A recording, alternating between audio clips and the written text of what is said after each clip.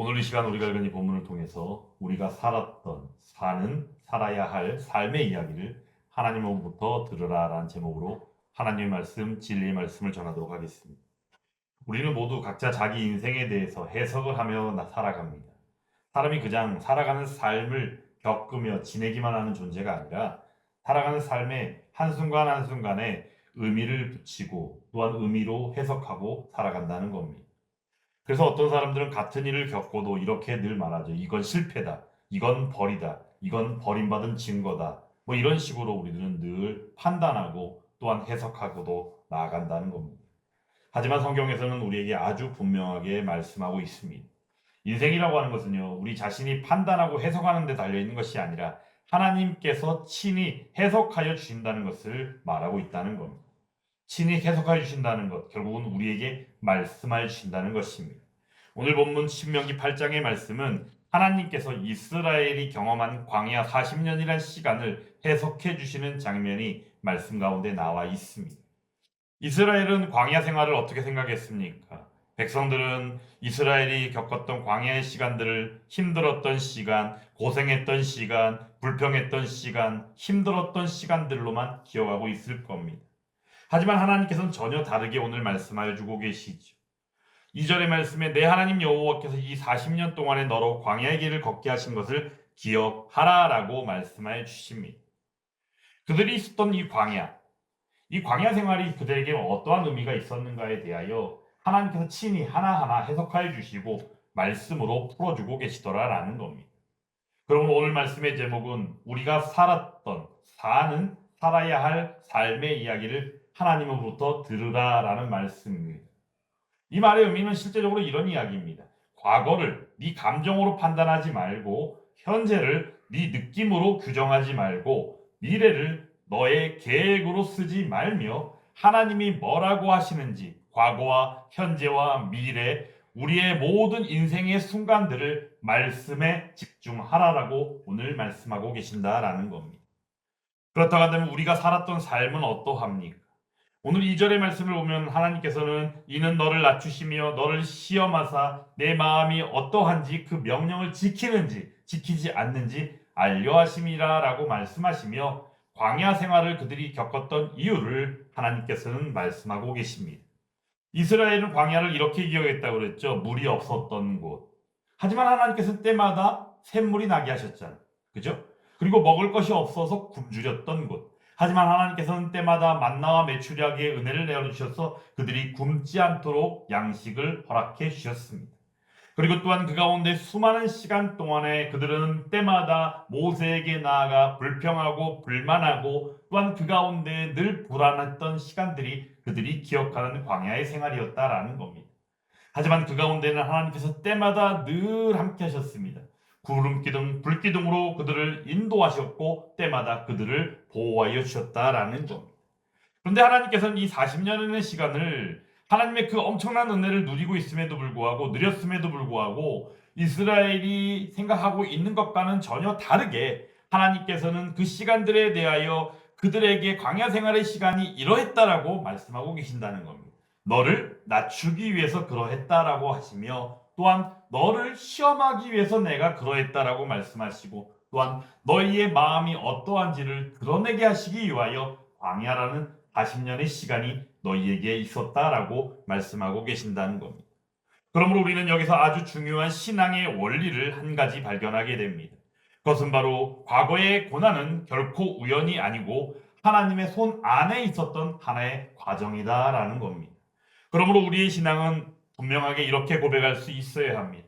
하나님은 우주적 통치자이시며 우리에게 우연을 허락하지 않으시는 절대 주권의 하나님이시다라고 고백할 수 있어야 한다는 것입니다. 그러므로 웨스트민스터 신앙고백서에서도 이렇게 말씀합니다. 하나님은 모든 피조물을 그 뜻대로 섭리하신다라고 고백하고 있습니다. 그러므로 성도는 과거를 결코 이렇게 말해서는 안 됩니다. 과거의 어떤 시점을 떠올리면서 흔히 우리들이 많이 했던 이야기처럼 아유 그때는 참 재수가 없었다. 그때는 참 운이 나빠서 아마 그랬던 것 같아. 이런 식의 말들은 결코 우리에게 허용될 수 없는 말이다라는 겁니다. 그렇다고 한다면 성도라면 믿음의 사람이라면 교회된 우리들이라면 어떻게 말해야 할까요? 이런 고백이 함께 할 수 있기를 간절히 원합니다. 그때도 하나님이 함께 하셨다. 그때도 하나님이 다스리셨다. 그리고 그때도 하나님께서 나를 놓지 않으셨다라고 고백함으로 나아가는 저와 여러분들이 되기를 간절히 원합니다. 그러므로 요셉이 그 형제들을 만났을 때 결국에 그의 고백이 어떠했습니까? 형제들의 그 조롱과 형제들의 시기 질투함, 그리고 이어졌던 여러 가지 그의 힘든 고난의 시간들. 그런데 불구하고 요셉이 형제들을 만났을 때 이렇게 고백하지 않았습니까? 당신들은 나를 해하려 하였으나 하나님께서는 그것을 어떻게 선으로 바꾸셨다라고 말씀하셨습니다.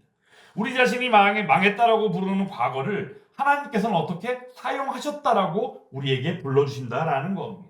그리고 또한 우리들 자신이 실수라고 생각했던 시간들에 대해서 하나님께서는 그것을 무엇이라 칭하십니까? 연단의 시간, 훈련이라고 우리에게 불러주신다라는 겁니다. 그러므로 우리는 과거를 해석할 수 있어야 합니다. 어떻게? 하나님 말씀으로만 말입니다. 그리고 두 번째는 우리가 사는 삶입니다. 지금 바로 현재도 말씀으로 우리는 해석하고 또한 나아가야 할 필요가 있습니다. 오늘 3절의 말씀 우리가 또 한번 같이 읽어볼까요? 너를 낮추시며 너를 줄이게 하시며 또 너도 알지 못하며 내 조상들도 알지 못하던 만나를 내게 먹이신 것은 사람이 떡으로만 사는 것이 아니요 여호와 입에서 나오는 모든 말씀으로 사는 줄을 내가 알게 하려 하심이니라. 아멘. 내용인 주스는 광야의 핵심 교훈이 뭘까요? 말씀으로 사는 법을 배우게 하셨다는 거예요. 그들이 살아가는 방식은 말씀밖에 없다는 것을 그들이 알게 하시기 위하여 광야라는 시간이 있었다라는 겁니다. 그러면 여기서 우리는 우리의 신앙의 본질을 분명하게 이해할 수 있어야 합니다. 신앙은 바로 뭐예요? 우리의 환경에 따른 것이 아니다라는 겁니다. 신앙은 결코 환경에 따른 것이 아니요 오직 말씀에 반응해지는 삶이 신앙임을 우리들이 기억할 수 있기를 원합니다. 오늘 많은 신자들이 믿음의 사람들이란 사람들도 이렇게 말하죠. 형편이 좋으면 감사하죠. 근데 형편이 나쁘면 어떻게 해요? 원망이 금방 찾아온다는 거. 상황이 풀리면요 믿음으로 나아가는 것 같지만 상황이 그냥 확 막혀버리면 어때요? 어느 순간인가 언제 그랬냐더니 막 흔들려 버려요. 이게 바로 우리 인간들의 연약함이다라는 겁니다. 어찌 보면 저 자신도 여기서 벗어나지 못해요. 그래서 때마다 하나님 앞에 회개의 일상이 저의 일상의 삶이기도 하다라는 겁니다. 그런데 여기에 대해서 성경은 우리에게 말씀해 주시죠. 너는 떡으로가 아니다. 뭐로? 말씀으로 사는 것이다 라고 말씀하신다는 겁니다. 떡 당연히 먹어야죠. 왜? 우리의 육신이 유지가 되려면 떡이라는 육신의 양식도 육의 양식도 우리가 당연히 먹어야죠. 육의 양식이 없이 우리가 어떻게 살 수 있겠습니까? 그런데 하나님께서는 육의 양식은 우리의 육신을 유지하기 위하여 필요한 것은 분명하지만 우리가 살아가는 전체적인 삶의 안에서 우리에게 주시는 바 내용은 바로 생명의 떡, 말씀의 떡이 우리를 살게 한다라고 분명히 우리에게 말씀하고 계시다라는 것. 우리가 신약의 말씀을 통하여 볼 때도 마태복음 4장에 가보면 예수님께서 마귀에게 시험당하시는 장면에서 바로 이 말씀을 그대로 인용하신 것을 우리가 보지 않습니까? 사람이 떡으로만 살 것이 아니다라고 예수님께서 분명히 말씀하고 계시잖아요.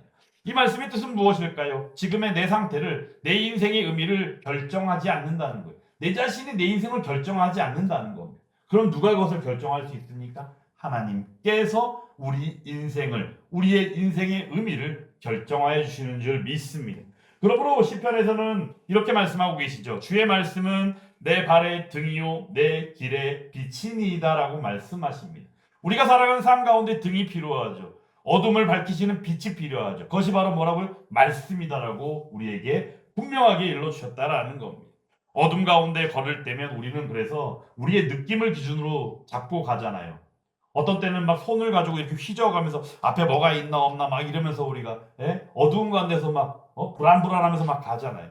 근데 실상 어둠 가운데 뭐가 필요한 거예요? 빛이 필요하다라는 거죠. 그 빛이 바로 뭐라는 겁니까? 말씀밖에는 없다는 겁니다. 사랑하는 여러분, 말씀 가운데 어둠을 빛으로 비추며 함께 나아가는 저와 여러분들이 되기를 간절히 원합니다. 지금의 우리의 삶이 힘듭니까? 혹시라도 상황이 이해되지 않는 구석들이 있습니까? 어떻게 이런 일이, 아직도 이런 일이, 이런 식의 생각들이 있습니까? 그렇다면 우리가 붙잡아야 될 것은 바로 무엇입니까? 하나님밖에 없다는 것.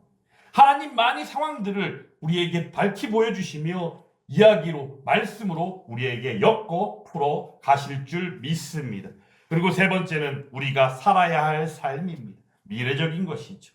그런데 이것도 하나님 말씀을 따라 사는 삶이 되어야 한다라는 겁니다.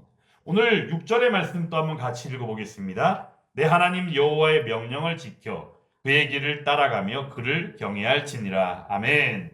이 내용인즉슨 현재로부터 미래로 나가는 모든 시간 가운데 그들에게 주시는 권면이며 명령이다라는 겁니다. 이스라엘에게 주시는 권면이요 명령이라면 영적 이스라엘 된 교회로서 믿음의 신자 된 우리들에게 주시는 말씀이기도 하다라는 거죠. 오늘 말씀의 흐름은 전반적으로 하나님께서 어떻게 인도하셨는지, 왜 그렇게 하셨는지, 그러므로 우리가 어떻게 살아야 하는지에 대하여 말씀하여 주고 계신다라는 겁니다.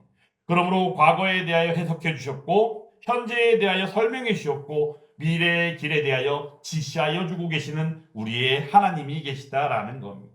이것이 어찌 보면 성경에서 우리에게 말씀해 주신 하나의 구조의 모습인데, 하나님께서는 과거, 현재, 미래의 시간을 살아가는 우리들에게 늘 때마다 말씀하여 주신다라는 겁니다.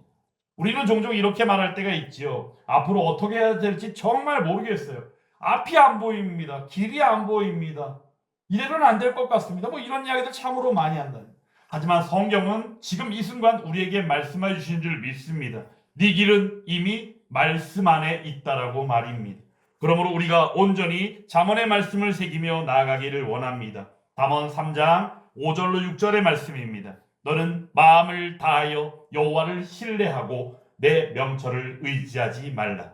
그리하면 내 길을 지도하시리라. 아멘. 이 말씀을 의지하여 오직 우리의 신앙이 우리의 인생의 주권이 바로 인간 우리들 자신에게 있는 것이 아니라 오직 하나님께 있음을 믿음으로 고백하며 살아가는 저와 여러분들이 되기를 주님의 이름으로 축원합니다.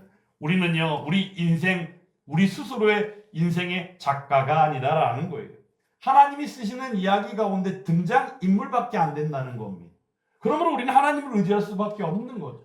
성도의 삶은 그러므로 이렇게 정리할 수 있습니다. 주님, 말씀하여 주옵소서. 제가 듣겠습니다. 주님, 나를 보내 주옵소서. 제가 따르겠습니다. 이러한 고백이 함께하는 저와 여러분들이 되기를 간절히 원합니다. 마지막으로 우리가 십자가를 한번 생각할 필요가 있습니다. 십자가 어떠해요? 제자들의 눈에는 십자가가 바로 뭐였어요? 실패, 패배, 끝, 절망, 그리고 죽음. 그것밖에는 생각이 안 났던 거예요. 근데 예수님께서는 어떻게 말씀하셨어요? 십자가에 죽게 될 것과 이후에 3일 만에 부활하실 것에 대해서조차도 예수님은 이미 여러 번 말씀해 주셨잖아요. 근데 제자들은 믿지 않았던 것이죠. 함께 했던 시간들. 그래서 예수님이 가셔야 될 시간이 됐음에도 불구하고 예수님 가시지 말라고 우리와 계속 같이 계시자고 얘기했던 제자들의 모습을 우리가 성경을 통하여 만나지 않습니까? 하지만 하나님께서는 이 십자가에 대해 우리에게 무엇이라 말씀하십니까? 이사야서 53장에서 이렇게 말씀합니다. 그가 찔림은 우리의 허물 때문이요 그가 상함은 우리의 죄악으로 인함이라라고 말씀하십니다. 결국에 그 십자가는 의미가 무엇이었습니까? 우리의 죄를 대속하시는 대속의 십자가였다라는 겁니다. 사람들은 예수님 십자가에 달리셨을 때 무엇이라 말합니까? 버림받았다라고 말했습니다. 그렇죠? 하지만 하나님께서는 말씀하여 주셨습니다. 예수 그리스도를 통하여 내가 너희를 살렸다라고 말씀하셨다는 겁니다. 그게 바로 구원의 은혜, 십자가 구속의 은혜라는 사실입니다. 여기서 우리는 분명하게 볼 수 있어야 합니다. 인간의 해석은 틀릴 수 있습니다. 하지만 하나님의 해석은 절대 틀리지 않습니다. 이 말의 의미를 바꿔보면 바로 뭐예요? 하나님의 말씀은 결코 1.1핵도 오류가 없고 변하지 않는 유일한 진리다라는 사실입니다. 그러므로 사랑하는 여러분, 십자가 앞에서 우리가 이렇게 나아갈 수 있기를 원합니다. 보이는 것으로 판단하지 아니하며 오직 말씀으로 인하여 바라보는 믿음의 사람들이 다 될 수 있기를 주님의 이름으로 축원합니다. 오늘 다시 하나님께 하나님의 말씀을 들음으로 과거로부터 현재로, 현재를 통하여 미래를 열어가는 신앙으로 돌아갈 수 있기를 원합니다. 그러므로 오늘 이 말씀 앞에서 우리가 가져야 될 결단은 바로 무엇일까요? 하나님, 저의 과거를 제가 판단하고 해석하지 않겠습니다. 하나님, 저의 현재를 저 자신이 규정하고 나아가지 않겠습니다. 하나님, 저의 미래를 제 자신이 쓰지 않겠습니다라고 고백하며 오직 주님 앞에 말씀하여 주옵소서, 제가 듣겠습니다라고 고백함으로 나아가는 저와 여러분들이 되기를 간절히 원합니다. 바로 이것이 신앙이다라는 거예요. 이것이 바로 성도가 사는 삶의 방식이 되어야 합니다. 우리가 살았던 삶, 우리가 사는 삶, 그리고 우리가 살아야 할 삶의 이야기를 하나님으로부터 듣는 신앙, 이것이 오늘 우리를 살리는 복음 진리다라는 겁니다. 이러한 은혜를 다시금 새기고 인생을 반듯하게 하나님의 기쁨으로 살아가는 저와 여러분들이 다 될 수 있기를 주님의 이름으로 축원합니다.